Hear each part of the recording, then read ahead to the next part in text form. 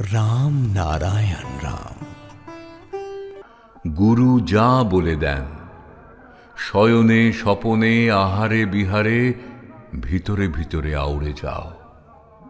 মন বসে না, মন বিক্ষিপ্ত। এতে আমাদের অনেক সুবিধে হয়েছে। বসে গেলে অসুবিধে হতো, মন ছড়িয়ে না গেলে অসুবিধা। ফুলের গন্ধ ছড়িয়ে যায় বলেই তো সবাই তা পেতে পারে। মনের ছড়ানোর বুদ্ধি আছে বলেই তো সব দিকে ছড়িয়ে যায়।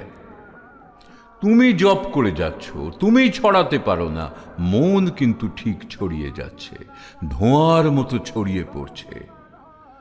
ধোঁয়া যদি ছড়িয়ে না পড়তো, এক জায়গায় থাকতো, তাহলে কেউ কাছে যেতে পারত না। জপ যদি না ছড়াতো, এক জায়গায় বসে থাকতো, তাহলে কিচ্ছু হতো না। হবার কোনো উপায় পাওয়া যেত না। যত ছড়িয়ে যায়, বন্যার সময় যেমন সমস্ত ভাসিয়ে নিয়ে যায়, এই মন্ত্রের শব্দে তেমন ভাসিয়ে নিয়ে যাবে। এমন একটা সময় আসবে যখন এই মন্ত্রের ধ্বনিতে ভেতরটা ভরপুর হয়ে যাবে।